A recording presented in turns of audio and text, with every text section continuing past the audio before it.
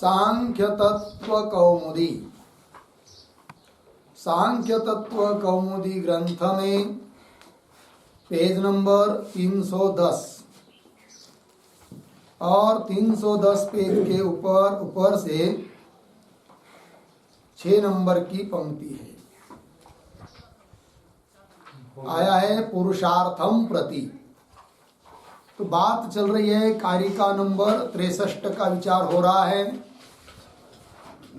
और 7 रूपों से प्रकृति बांधती है और एक रूप से मुक्त करती है।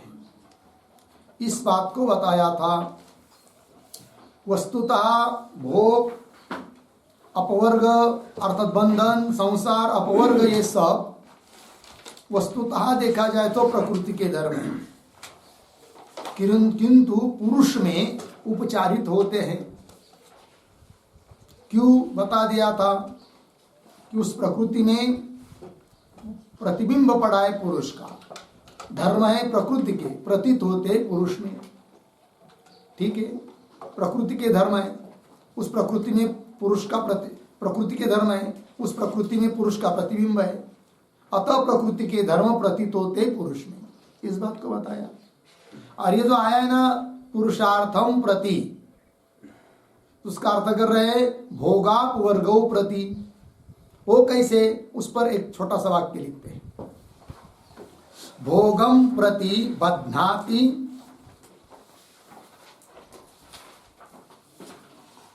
भोगम प्रति बध्नाति अपवर्गम प्रति च अपवर्गम प्रति च मोचयति इत्यर्थः। मोचयति च इत्यर्थः। ठीक है, भोगम प्रति, भोग के लिए बंधन में आती है और अपवर्ग के लिए मुक्त। आगे आत्मना आत्मानम इत्यादि जो पंक्ति है उसके पूर्व में एक छोटा वाक्य लिखते हैं। अवतरण केन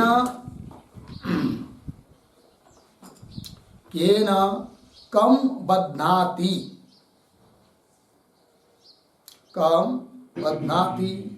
मोचयति च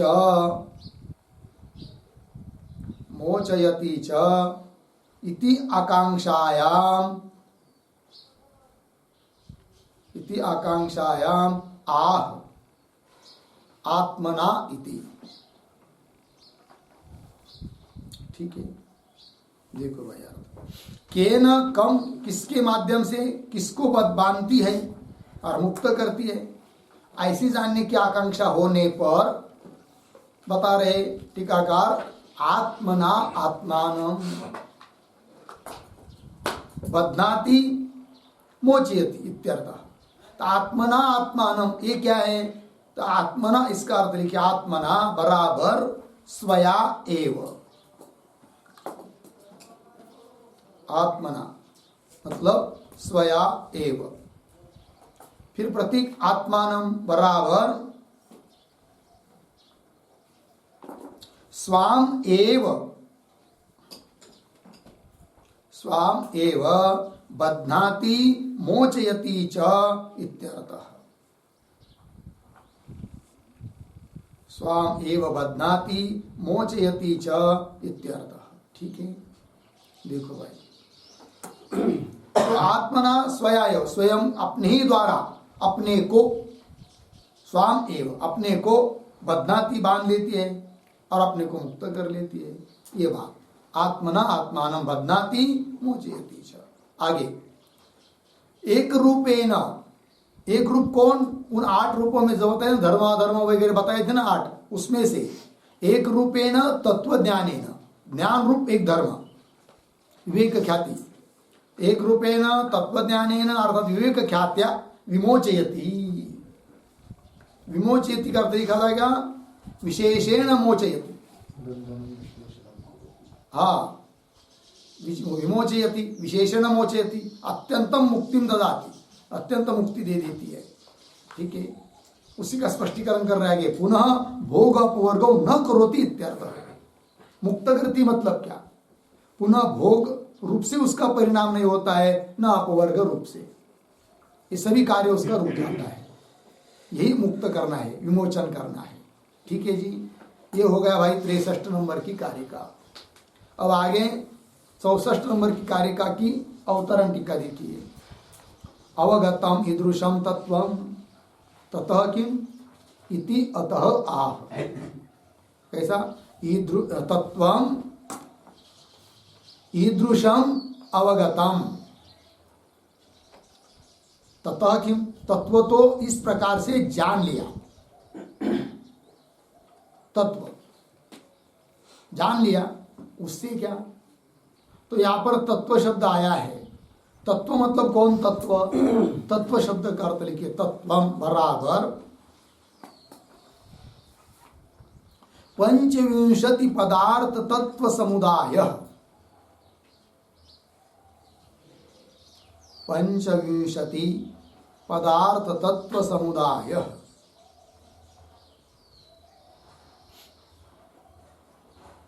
ठीक है, 25 पदार्थ रूप तत्व का समुदाय। तत्वम ईदृशम अवगतम। ठीक है जी, ईदृशम अवगतम। अवगतम सकृत ज्ञातम, सम्यक रूप से जान लिया। ठीक है, अवगतम जान लिया। ईदृशम, ईदृशम का मतलब समस्त व्यस्तश्च, समूह के रूप में, एक एक के रूप में सभी पदार्थों को, 25 पदार्थों को जान लिया। ईदृशम मतलब समस्त व्यस्तश्च, अवगतम सम्यक ज्ञातम। बोलेंगे ठीक है, 25 पदार्थ तत्व, पदार्थ रूप तत्व का समुदाय को जान लिया, एक एक को भी जाना, समुदाय को भी जाना। ततः के, ततः, ततः मतलब ततः शब्द का अर्थ तत्व अवगमात। ततः तत्व अवगमात। ठीक, आगे आया किम। किम मतलब किम फलम, क्या प्रयोजन? जान लिया सभी तत्वों को, क्या मिलेगा, फल क्या है? ततः किम इति अतः आह। तब उसका उत्तर दे रहे कारिका के माध्यम से। तो कारिका को देखिए। एवं तत्वाभ्यासान् नास्मि न मे नाहमित्यपरिशेषम्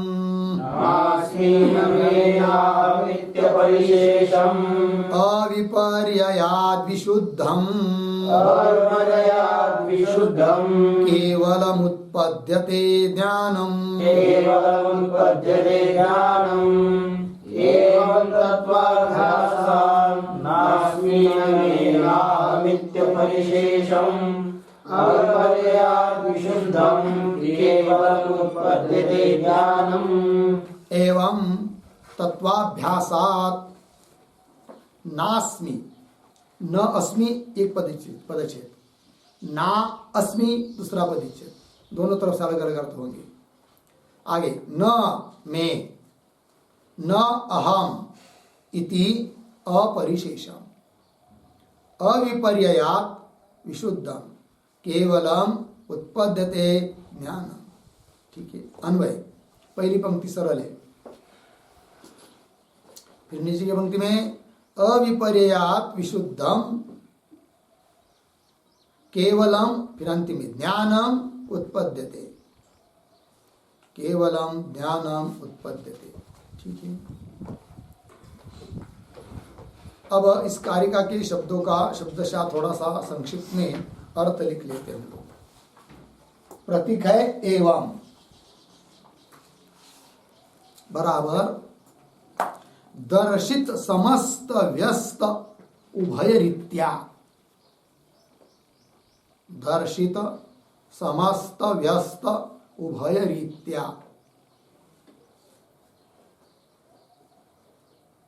ठीक, फिर आगे प्रतीक तत्वाभ्यासात् बराबर तत्वस्य तत्वस्य बराबर तत्व ज्ञानस्य अर्धविराम पंचविंशति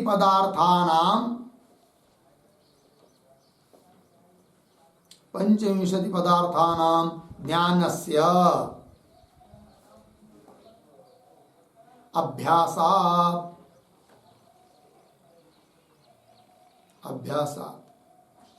बराबर सार्वधिक्यां स्थितौ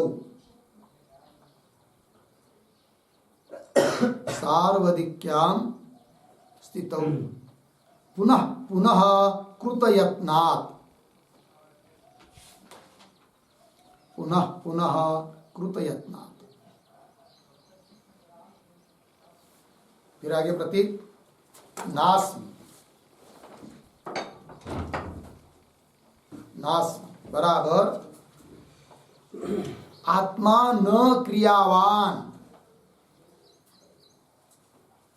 आत्मा न क्रियावान इति ज्ञानम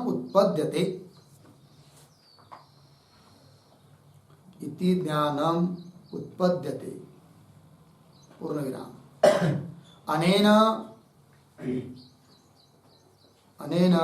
अध्यवसाय अभिमान संकल्प आलोचन व्यापाराः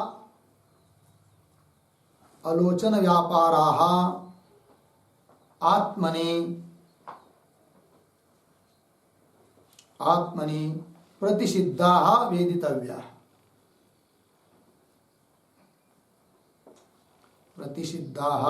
वेदितव्याः पूर्ण विराम तथा फिर प्रतीक है न में बराबर आत्मा न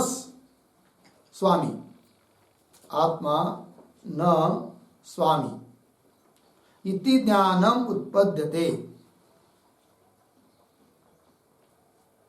ज्ञानम उत्पद्यते पूर्ण विराम अनेन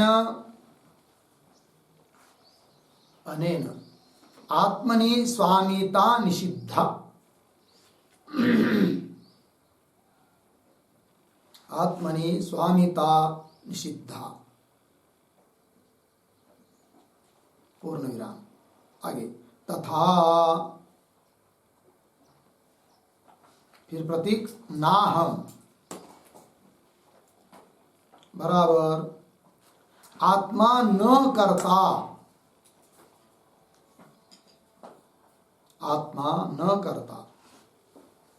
इति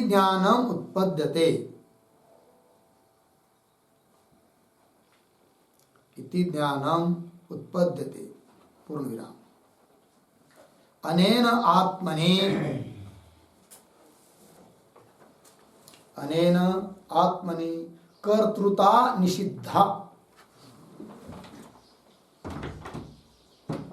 कर्तृता निषिद्धा पूर्ण विराम आगे इति एतादृशम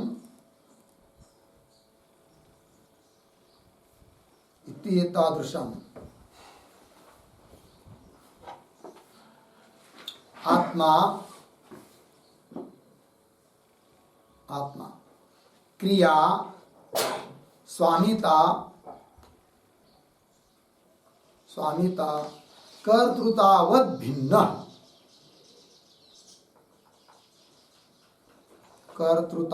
भिन्न इति इत्याकारकम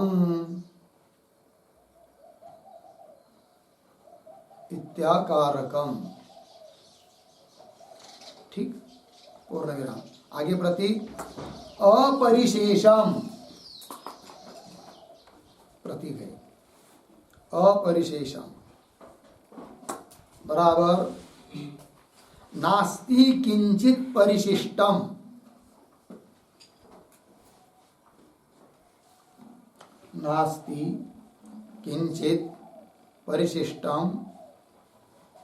ज्ञातव्यम यत्र, ज्ञातव्यम यत्र एतादृशम, पूर्ण विराम। आगे प्रतीक अविपर्ययात्, अविपर्य बराबर संशय विपर्य, संशय विपर्य विकल्प भिन्नत्वात्, विकल्प भिन्नत्वात्। फिर प्रतीक है विशुद्धम,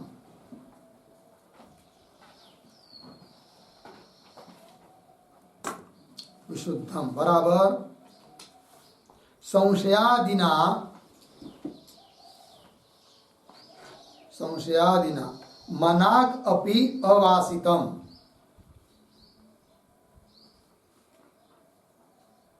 मनाक अपि अवासितम, पूर्ण विराम। फिर प्रतीक है केवलम,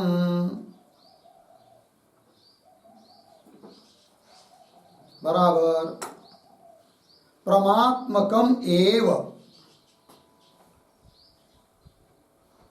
प्रमात्मकम एव कैवल्य प्रयोजकम, कैवल्य प्रयोजकम। फिर प्रतीक है ज्ञानम, बराबर तत्व ज्ञानम। फिर प्रतीक है उत्पद्यते, बराबर आविर्भवति इति, आविर्भवति इति। ठीक है, देखो भैया। एवं मतलब दर्शित समस्त व्यस्त उभयरीत्या, जो अभी तक बताया, समस्त रूप से बताया, तत्वों को एक एक रूप में भी बताया, उभयरीत्या तत्वाभ्यासा, दोनों प्रकार से पूर्ण रूप से तत्वों का अभ्यास किया। तत्व से मतलब तत्व ज्ञानस्य, अर्थात पंचविंशति पदार्थानाम ज्ञानस्य, 25 पदार्थों का ज्ञान है कि नहीं, और उसका अभ्यास किया। मतलब सार्वधिक्याम स्थितौ पुनः पुनः कृत यत्न, पुनः पुनः पुनः पुनः प्रयत्न किया उस तत्व को जानने का, तत्वाभ्यास किया। फिर उसमें क्या होता है, उससे तो कह रहे हैं ज्ञान उत्पन्न होता है। उस ज्ञान का स्वरूप क्या है, आकार क्या है, तब एक एक बात को बता रहे। नास्मि, न मे, न अहम इति। पहले लिया नास्मि, नास्मि का मतलब है आत्मा न क्रियावान, आत्मा में किसी भी प्रकार की क्रिया नहीं है, यह ज्ञान होता है तत्वों के अभ्यास से। सब क्रिया वाली कौन है, प्रकृति है, आत्मा में कोई क्रिया नहीं। इति ज्ञानम उत्पद्यते, इससे क्या बताया, अनेन ऐसा कथन करने से अध्यवसाय जो कि बुद्धि का व्यापार है, निश्चय, अभिमान अहंकार का व्यापार है, संकल्प मन का व्यापार है, आलोचन इंद्रियादिकों का, ज्ञानेंद्रियों का व्यापार है कि नहीं, और इससे कर्मेंद्रिय के भी लेना।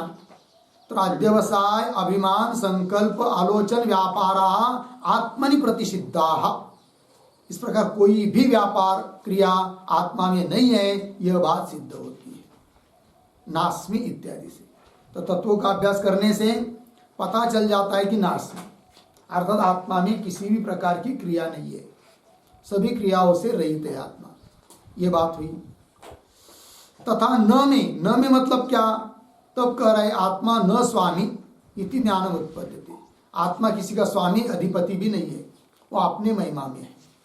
ठीक है, न स्वामी इति ज्ञानम, इससे क्या बताया, अनेन आत्मनि स्वामिता निषिद्धा, आत्मा में स्वामिता स्वामित्व धर्म का निषेध किया है। उसी प्रकार कह रहे नाहम, इसका मतलब क्या है, तब कह रहे आत्मा न करता।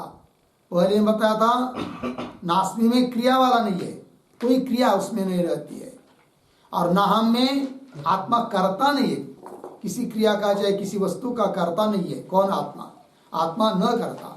इति ज्ञानम उत्पद्यते, इस प्रकार का ज्ञान उत्पन्न होता है। तो अनेन आत्मनि कर्तृता निषिद्धा, कर्तापना का निषेध किया। ठीक है, आगे चलिए। इति एतादृशम, तो क्या ने सिद्ध हुआ अभी तक? आत्मा क्रिया स्वामिता कर्तृतावत भिन्न, क्रियावत भिन्न, क्रिया वाला जो भी है उससे भिन्न है। कौन? आत्मा। स्वामितावत भिन्न और कर्तृतावत भिन्न, इनसे भिन्न है, इत्याकारक। ठीक है, एतादृशम। आगे क्या? इस प्रकार का सब ज्ञान हो गया और फिर कोई ज्ञान करने का बाकी रहा क्या? तब करे, कुछ बचा नहीं अभी, वही करे अपरिशेषम। अपरिशेषम का अर्थ कर रहे हैं नास्ति किंचित परिशिष्टम ज्ञातव्यम यत्र एतादृशम। अपरिशेषम ज्ञान, ज्ञान का विशेषण अपरिशेषम, मतलब नास्ति किंचित परिशिष्टम, किंचित परिशिष्टम अर्थात ज्ञातव्यम यत्र एतादृशम नास्ति, कुछ भी जानने का बाकी अब जिसमें रहा नहीं। 25 पदार्थों को जान लिया और उसमें से समझ में आ गया कि आत्मा इन सभी प्रधान आदियों से भिन्न है, न वह क्रिया वाला है, न स्वामी है, न करता है, वही आत्मा है, वही पुरुष है। इस प्रकार से जब जान लिया, सब कुछ जान लिया, अब जानने का बाकी कुछ नहीं रहा। और ये नहीं जाना, इसको छोड़कर बाकी सब दुनिया को जाना, तो कुछ भी नहीं जाना, ये इसका मतलब है। नास्ति किंचित परिशिष्टम ज्ञातव्यम यत्र एतादृशम। आगे कह रहे, फिर इस प्रकार का ज्ञान उत्पन्न होता है, तो ज्ञान का स्वरूप बताया, और वो कैसा है ज्ञान और उसके विशेषण। अविपर्यात विशुद्धम, ये एक विशेषण है, विशुद्धम ज्ञानम। और दूसरा विशेषण है केवलम ज्ञानम, केवल ज्ञान उत्पन्न होता है, विशुद्ध ज्ञान उत्पन्न होता है। विशुद्ध क्या है? ज्ञान में विशुद्धता, शुद्धता, विशेष प्रकार की शुद्धता ज्ञान में क्या है? तो कर रहे अविपर्य, विपर्य जिस ज्ञान में नहीं है, भ्रम संशय इत्यादि जिस ज्ञान में नहीं है, ऐसा शुद्ध ज्ञान, केवल ज्ञान उत्पन्न होता है, वही कह रहे आगे अविपर्य। इसका अर्थ कर रहे हैं संशय विपर्य विकल्प भिन्नत्वात्, संशय से भिन्न, विपर्य मतलब भ्रम ज्ञान से भिन्न, विकल्प आदियों से भिन्न होने से विशुद्धम। विशुद्ध मतलब संशय आदि ना मनाक अपि अवासितम, संशय इत्यादि के द्वारा बिल्कुल भी जिसको गंध नहीं लगा है, वास नहीं है, संबंध नहीं है संशय आदि का जिस ज्ञान में, ऐसा ज्ञान विशुद्धम। संशयादिना मनागपि अवासितम, केवलम, केवल, केवल क्या है माई? तो परमात्मकम कैवल्य प्रयोजकम, ऐसा ज्ञान उत्पन्न होता है कि जो कैवल्य को देने वाला है, मोक्ष को देने वाला है। तो कैवल्य प्रयोजक, कैवल्य मतलब मोक्ष, उसको देने वाला, इस प्रकार का यह ज्ञान उत्पन्न होता है कि नास्मि, न में, न हम। अर्थात आत्मा करता नहीं है, क्रिया वाला नहीं है कि नहीं, स्वामी नहीं है, इन सब बात को बता दिया। केवलम परमात्मकम एव कैवल्य प्रयोजकम ज्ञानम, ज्ञानम तत्व ज्ञानम उत्पद्यते, उत्पद्यते का मतलब आविर्भवति, प्रकट हो जाता है, इस बात को बता दिया। ठीक है, आइए इसके ऊपर जो तत्व कौमुदी है उस पर देखते हैं। एवं इति तत्वेन विषयेन तत्व ज्ञानम उपलक्ष्यति, मूल कारिका में आया था तत्वाभ्यासा, उसका स्पष्टीकरण करना है। तो ये जो पंक्ति है तत्वेन इत्यादि उसी का स्पष्टीकरण है, किंतु तत्वेन इसके पहले एक छोटा सा एक वाक्य लिख लेते हम लोग अवतरण के रूप में। तत्वपदस्य, तत्वपदस्य लाक्षणिकम अर्थम आह, लाक्षणिकम अर्थम आह तत्वेन इति, पूर्ण विराम। थोड़ा आगे लिखते हैं, प्रकृत्यादि पंचविंशति तत्वानि, प्रकृत्यादि पंचविंशति तत्वानि पदार्थाः, पदार्थाः विषयाः, विषया अर्धविराम तैहि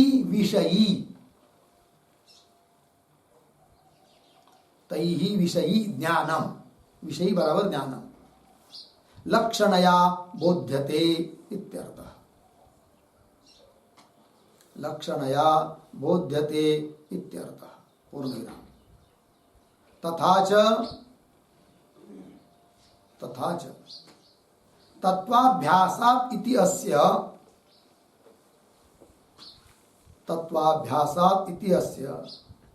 तत्वज्ञानाभ्यासात् इत्यर्थः तत्वज्ञानाभ्यासात् इत्यर्थः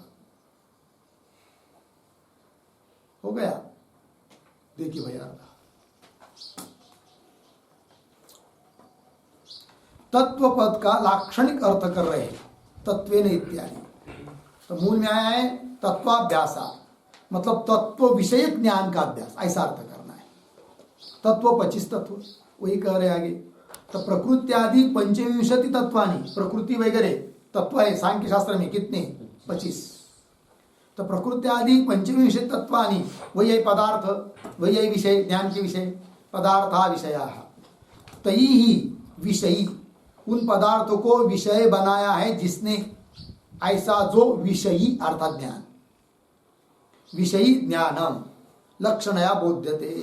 फिर तत्वाभ्यासात ये जो मूल में पद आया है उसका अर्थ क्या निकलेगा लाक्षणिक अर्थ तत्व पद का करने पर। तब बता रहे तत्वाभ्यासात इत्यस्य तत्व ज्ञानाभ्यासात इत्यर्थः तत्व ज्ञान के अभ्यास से यह अर्थ निकल आया कारिकास्त तत्व ज्ञानात इस पद का। ठीक है ना। तत्वाभ्यासात इस पद का अर्थ हुआ क्या तत्व ज्ञानाभ्यासात। आगे चलिए टीका में तत्वेन का अर्थ कर रहे विषयेन। तत्व ही क्या है विषय 25 विषयेन तत्व ज्ञान उपलक्ष्यति।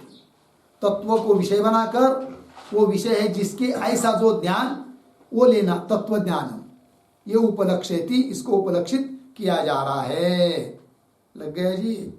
चलिए उपलक्ष्यति का मतलब है लक्षणया भवति, लक्षणा से यह अर्थ होता है। ठीक है जी। चलिए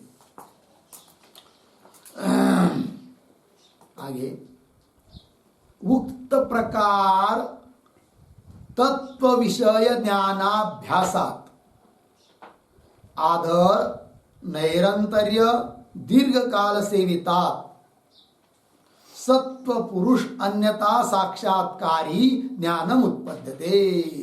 ज्ञान उत्पन्न होता है ना, ये मुख्य बात है तत्वों का अभ्यास करने से।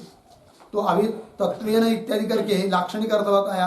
अब आगे जो है ना उक्त प्रकार इत्यादि पंक्ति पढ़ी उसके पहले एक वाक्य लिखेंगे तो स्पष्ट होगा।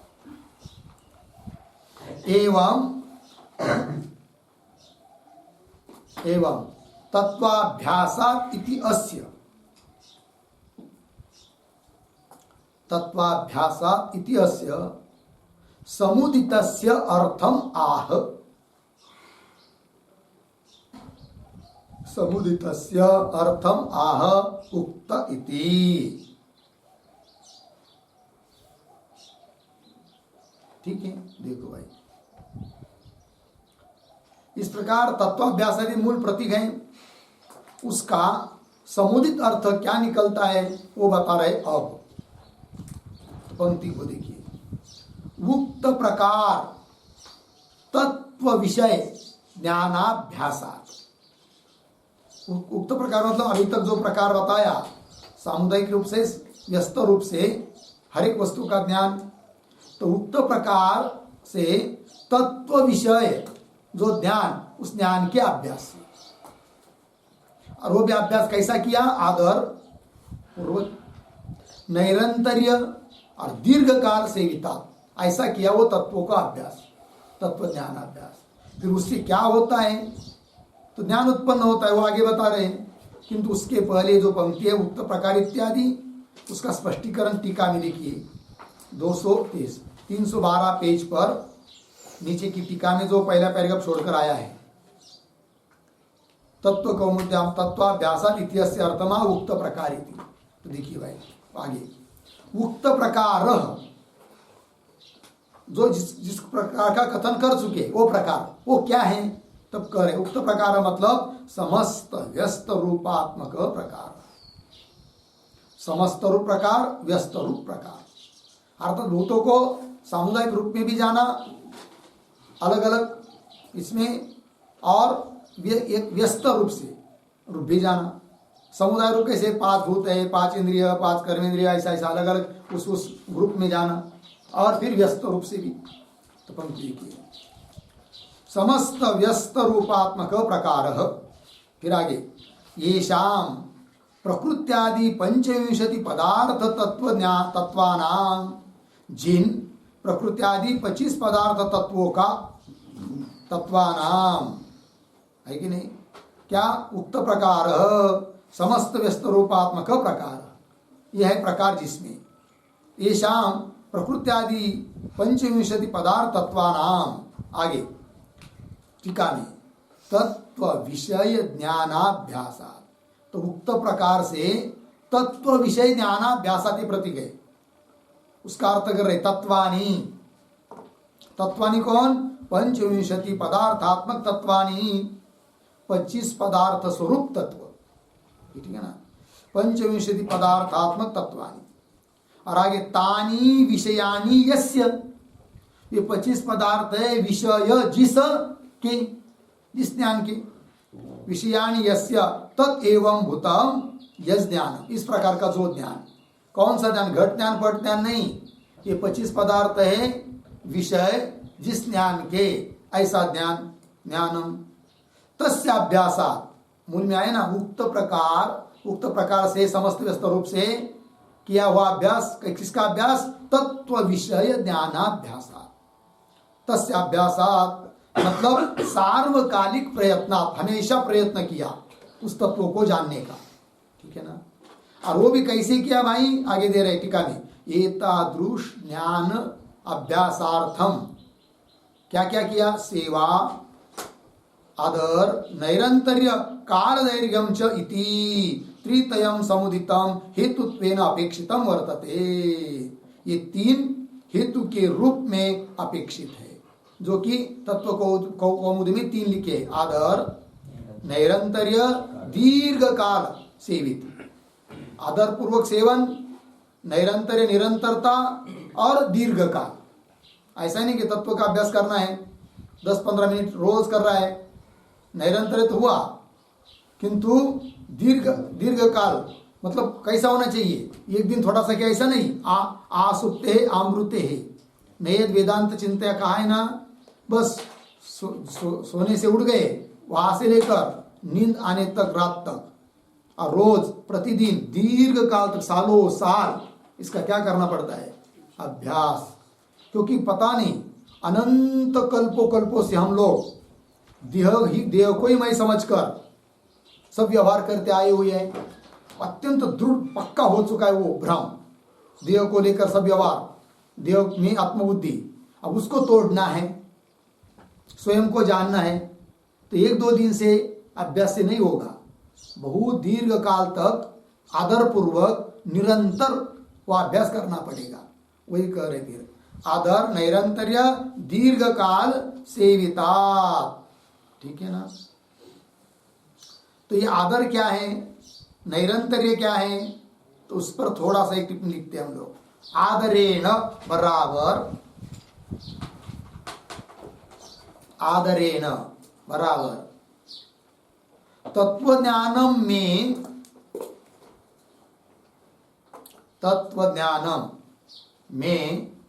बहुमान्यम इति आदरेण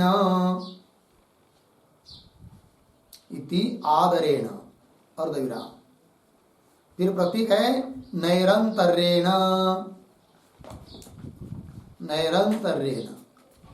बराबर अंतरम बराबर मध्ये व्यवच्छेद, मध्ये व्यवच्छेद, तच्छून्येन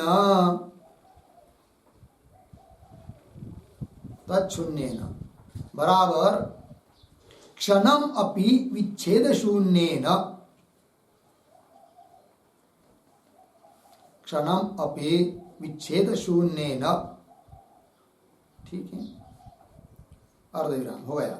फिर आगे पे लिखते हैं सेवितात, सेवितात शब्द का अर्थ, सेवितात बराबर अनुष्ठितात, अनुष्ठिता बराबर एतादृश अभ्यासात।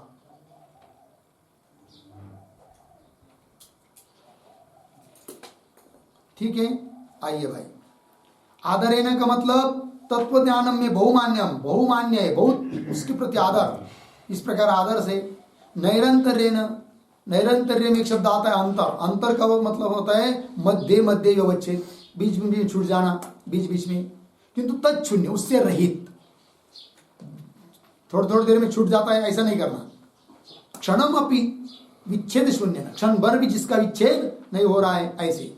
सेवितात का मतलब अनुष्ठित, इस प्रकार का अभ्यास करने से ज्ञान उत्पन्न होता है, वही कह रहे हैं। आइए मूल में, आदर नैरंतर्य दीर्घ काल सेवितात, ठीक है ना, ये हेतु है, उससे क्या होगा तब करे। कुल मिलाकर अभी तक के अनुसार क्या हुआ, उक्त अभी तक बताए हुए प्रकार के अनुसार तत्व विषयक ज्ञान का अभ्यास जो कि आदर पूर्वक निरंतर और दीर्घ काल जिसका अनुष्ठान किया है कि नहीं, जिसका अभ्यास किया है, उससे पंचमी क्या होता है, सत्व पुरुष अन्यता साक्षात्कारी ज्ञानम उत्पद्यते, ये ज्ञान उत्पन्न होता है। कैसा ज्ञान, ज्ञान का विशेषण, हाँ, तत् सत्व पुरुष अन्यता, अन्यता भेद, सत्व प्रकृति पुरुष, प्रकृति पुरुष का भेद स्वरूप जो भिन्न भिन्न है, दोनों अभेद प्रतीत हो रहा था अज्ञान के कारण, अब पता चल गया प्रकृति भिन्न है, मैं भिन्न हूं, इस प्रकार। तो सत्व पुरुष अन्यता साक्षात्कारी, इसके भेद का साक्षात्कार कराने वाला ज्ञानम उत्पद्यते, ज्ञान उत्पन्न होता है, यह बात बताया। ठीक है, आगे क्या है, टीका में भी दिया इस पद का, देखिए, सत्व पुरुष अन्य तत्व, सत्व पुरुष अन्यता, अन्यता साक्षात्कारी ज्ञानम, इसका अर्थ कर रहे। सत्वम मतलब क्या, प्रकृते है परिणाम भूतम बुद्धि तत्व, प्रकृति, प्रकृति का परिणाम, ये सब सत्व बुद्धि तत्व। और पुरुष चेतन, चेतन है पुरुष, तयो अन्यता, अन्यता भेद, तम साक्षात करोति, विषय करोति यस ज्ञान, उस भेद को विषय करने वाला जो ज्ञान, उसका क्या आकार होगा, टीका में दिया, आत्मा प्रकृत्यादिभ्य भिन्न इत्याकारकम तत्व ज्ञानम विवेक ज्ञानम उत्पद्यते। ठीक है ना, आत्मा प्रकृति आदियों से क्या है, भिन्न है, इस प्रकार का तत्व ज्ञान अर्थात विवेक ज्ञान उत्पन्न होता है। ठीक है, आइए मूल में, यद विषय अभ्यास तद विषयकम एव साक्षात्कार उपजनयति, है कि नहीं। तो तत्वाभ्यासात इसका समुदित अर्थ क्या हो जाता है वो बता रहे हैं अभी, कि सीधी बात है, व्यवहार में भी ये नियम लागू है, जिस विषय का अभ्यास करते हैं उस विषय का ही साक्षात्कार होता है। वही कह रहे फिर, यद विषय अभ्यास, जिस विषय का अभ्यास करेंगे, तद विषयकम एव, उसको ही विषय करने वाला साक्षात्कार, ठीक है ना, साक्षात्कारम उपजनयति, साक्षात्कार का अर्थ यहाँ पर ज्ञान, ज्ञान उपजनयति अर्थात उत्पन्न होता है। ठीक है जी, ये बात बताया। आगे, तत्व विषय च अभ्यास, तत्व विषय च अभ्यास इति तत्व साक्षात्कारम जनयति, तत्व विषयक जो अभ्यास है, तत्व विषय अभ्यास, तत्व है विषय जिसका, ऐसा जो अभ्यास, अभ्यास इति तत्व साक्षात्कारम जनयति। ठीक है ना, टीका में दिया इसका अर्थ थोड़ा सा और, तत्व विषयश्च अभ्यास इति, इसका अर्थ तत्व विषय च, तत्व विषय मतलब कैसा, प्रकृत्यादि पंचविंशति तत्वानि विषयाः सन्ति यस्य एवं भूत यह अभ्यास, अभ्यास का विशेषण है तत्व विषय अभ्यास, मतलब प्रकृति आदि 25 तत्व है, विषय जिसके, इस प्रकार का जो अभ्यास, इति तो वह अभ्यास क्या करता है? तत्वाभ्यासात, ऐसा पंचम बनते है ना, ज्ञानम उत्पद्यते, कार्य का न्याय है। तो तत्वाभ्यास शब्द का समझ में आया, तत्व विषय का अभ्यास, तत्व 25 तत्व वह है विषय जिसके, ऐसा जो अभ्यास उससे क्या होता है? वह अभ्यास क्या करता है? तत्व साक्षात्कारम जनयति। जनयति, जनयति का कर्ता कौन है? मूल में टीका में तत्व कौमुदी में जनयति, तत्वाभ्यास। हाँ, अभ्यास जनयति। कीदृश अभ्यास जनयति? तत्व विषय च अभ्यास जनयति। तत्व विषय अभ्यास किम जनयति? हाँ, तत्व विषय च अभ्यास तत्व साक्षात्कार जनयति। ठीक है ना? यथार्थ ज्ञान को उत्पन्न करता है, वो विपरीत रहित है कि नहीं, भ्रम रहित जो ज्ञान है, यथार्थ ज्ञान, परमात्मक ज्ञान, उसको उत्पन्न करता है। फिर आगे अतः उक्तम, इसलिए मूल कारिकाकार ने कहा है, क्या कहा है? विशुद्धम। कैसा ज्ञान उत्पन्न होता है? विशुद्ध ज्ञान उत्पन्न होता है। विशुद्ध मतलब क्या? विशुद्धम कर लिखिए, विपर्ययाध्यात्मक अशुद्धि रहितम।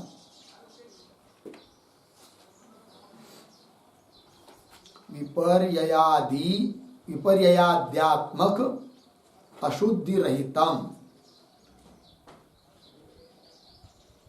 अशुद्धि रहितम।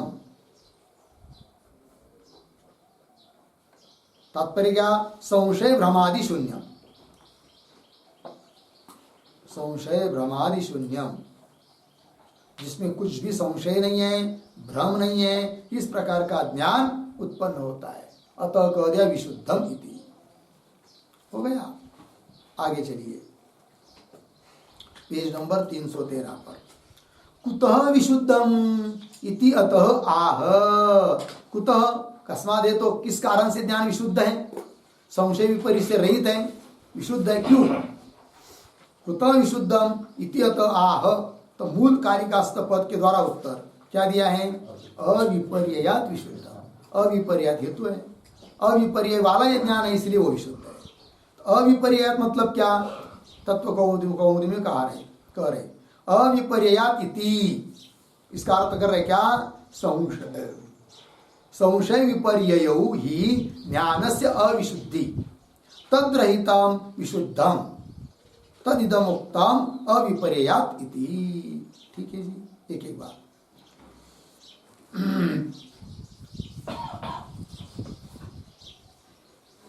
तो मूल पद है अविपर्य, उसमें विपर्य एक शब्द आया है। तो विपर्य पद से क्या ग्रहण करना वो बता रहे तत्व कौमुदीकार।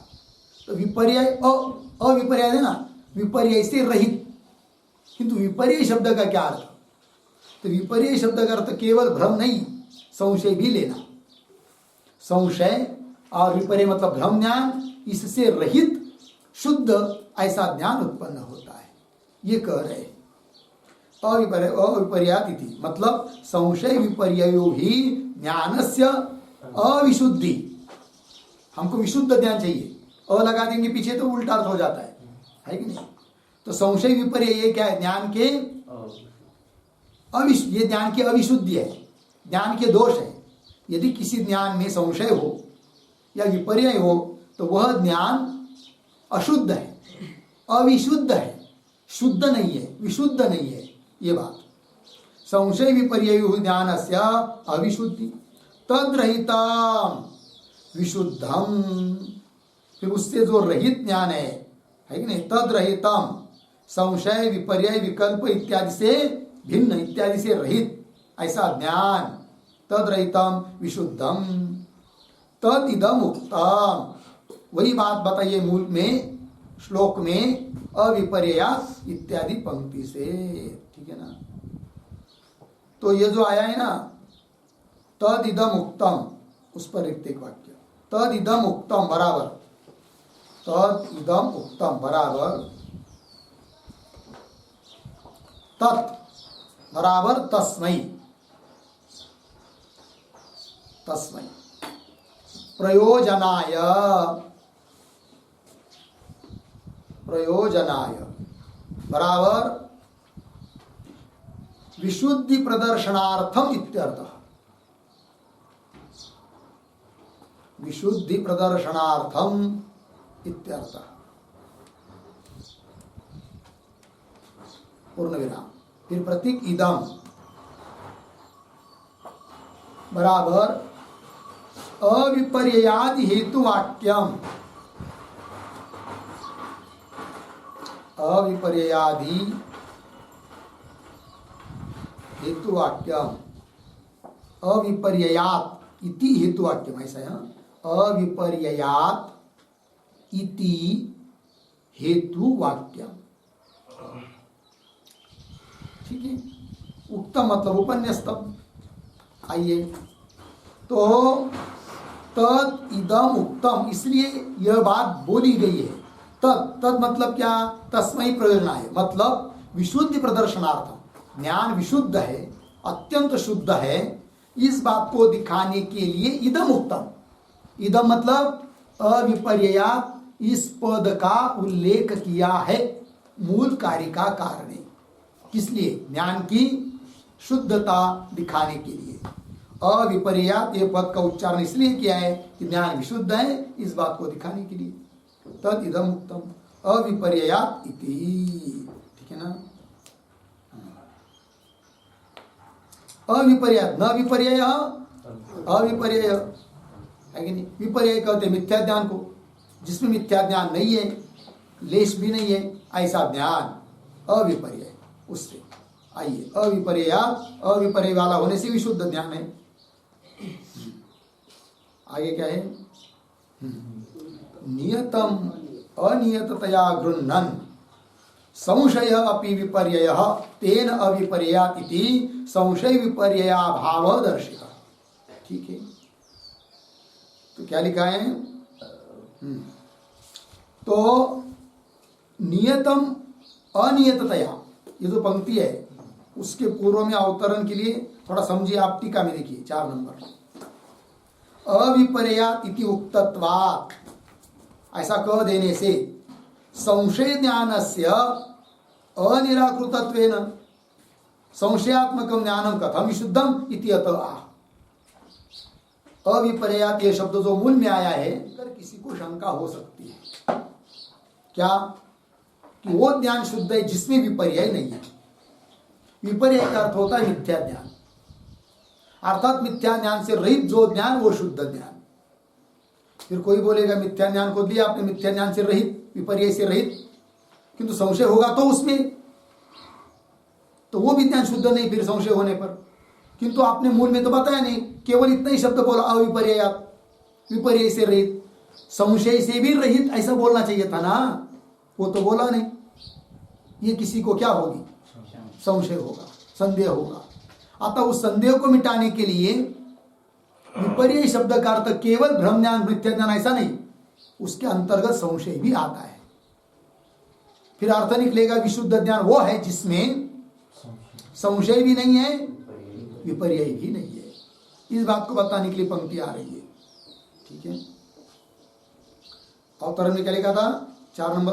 अविपर्यात इति उक्तत्वात् संशय ज्ञान से अनिराकृतत्वेन, कोई शंका करेगा संशय ज्ञान का तो निराकरण किया नहीं, तो संशयात्मक ज्ञानम कथम विशुद्धम, फिर संशयात्मक ज्ञान विशुद्ध ऐसा मानना पड़ेगा, फिर वो कैसा विशुद्ध होगा?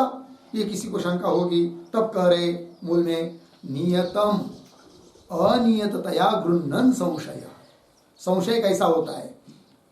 नियतम, जो नियत है, निश्चित है, उसका अनियत रूप से ग्रहण किया गया होता है। किसमें? संशय है, स्थानु निश्चित है, किंतु कहा जा रहा है स्थानुर्वा पुरुषोर्वा, अनियत रूप से ग्रहण किया। क्या हुआ? नियतम अनियततया, वही करे नियतम अनियततया गृह्णन्। गृह्णन् शब्द का अर्थ लिखिए विषयी कुर्वन्। गृह्णन् का अर्थ होता है विषयी कुर्वन्, विषय का अर्थ हुआ। हो गया ना? चलिए, नियतम अनियततया गृह्णन्, नियत को अनियत रूप से ग्रहण करता हुआ, संशय अपि विपर्य, इसलिए वो विपर्य है, संशय भी विपर्य है, क्योंकि नियत को अनियत रूप से वो क्या कर रहा है? ग्रहण कर रहा है कौन? संशय। संशय में क्या हो रहा है वस्तु नियत रूप से, अनियत रूप से ग्रहण की जा रही है। अतः संशय भी क्या हुआ? विपर्य। और विपर्य से रहित जो ज्ञान वो विशुद्ध। विपर्य से रहित मतलब फिर संशय और विपर्य दोनों से रहित, ऐसा अर्थ आता है। अतः अलग से संशय का निराकरण करने की जरूरत नहीं। संशयापि विपर्य तेन है नहीं, तेन तेन का अर्थ लिखिए, तेन बराबर संशयस्यापि विपर्ययत्वेन, संशयस्यापि विपर्ययत्वेन, संशय भी विपर्य स्वरूप होने के कारण तेन। आगे अविपर्यात, मूल में अविपर्यात इति संशय विपर्य अभाव दर्शित। मूल श्लोक में जो आया ना अविपर्य, उससे क्या दिखाया मूल श्लोक कारिका कर्ता ने? अविपर्यात इसका अर्थ संशय का भी अभाव और विपर्य का भी अभाव, ऐसा अर्थ है अविपर्यात शब्द का अर्थ। अर्थात जो वो ज्ञान विशुद्ध है जिसमें संशय का भी अभाव है और विपर्य का भी अभाव है, ये बात वही कह रहे। अविपर्यात इति संशय विपर्य अभाव दर्शित। फिर आगे तत्व विषयत्वाच्च संशय विपर्य अभाव, और यह ज्ञान तत्व विषय ज्ञान है, अतः इसमें संशय और विपर्य का क्या है? अभाव है। और संशय विपर्य का अभाव होने के कारण यह ज्ञान विशुद्ध है, शुद्ध है। लग गया जी? ये बात हो गई यहाँ तक, ठीक है। तो तत्व विषयत्वा, तत्व 25 तत्व उसको विषय करने वाला यह ज्ञान होने के कारण यह ज्ञान संशय विपर्य से रहित है, अर्थात शुद्ध है, ठीक है। तो विशुद्ध ज्ञान बता दिया। फिर आगे आ रहे कुछ स्यादे तद इत्यादियों से, उसका विचार हम लोग करते हैं। ओम पूर्णमदः पूर्णमिदं पूर्णमुदच्यते पूर्णस्य पूर्णमादाय पूर्णमेवावशिष्यते। ओम